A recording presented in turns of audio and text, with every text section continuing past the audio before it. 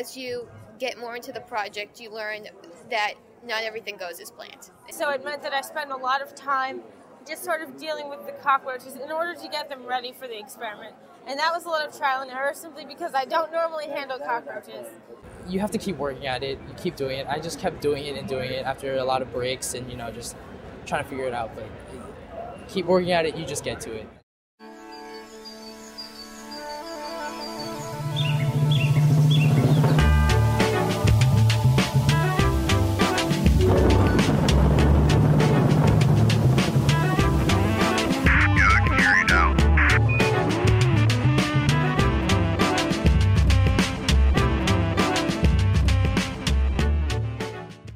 A lot of the experiments that you read about in your background are going to be on humongous scales, and you have to limit yours so much. You really have to simplify it so that it's doable and you understand what you're doing. And you have cost limitations, you have time limitations, and you're going to have space limitations. But the experiment itself isn't difficult to do once you figure all of that out. Nobody else in the school really knew anything about insect calling behavior, so there wasn't really anyone for me to go to, so I had to figure it out myself. During the first 5 weeks of my study, I actually had a lot of trouble getting results, and I had to look at what was going wrong, and I thought about it, and eventually I realized there's the little details that cause big problems for my results. But I figured out what went wrong, and I was able to perfect my protocol and get great results. I had to be very creative and very quick on my feet to try to work around problems in my procedure.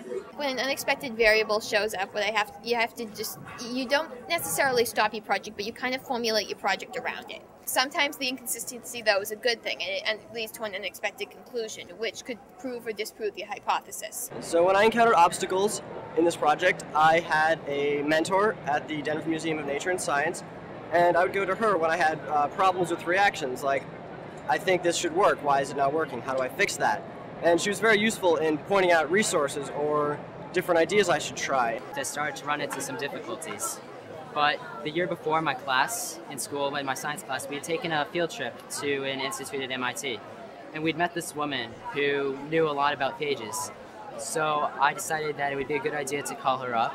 And I went in and met with her one day. And we talked about my project and these difficulties I was having, and we were able to work it all out.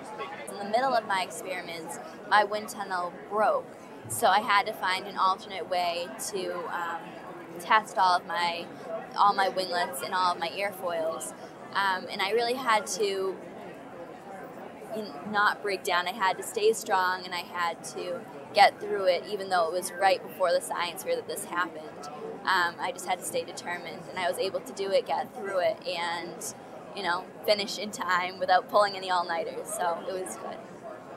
At first I didn't know what types of bacteria I should use, so then I contacted the Fairfax County Wastewater Management Treatment Center, and they suggested some strains I should use, and I wanted to use their activated sludge at first, but then there were complications because it's toxic and it has to do with sewage and stuff, so they wouldn't let me use it.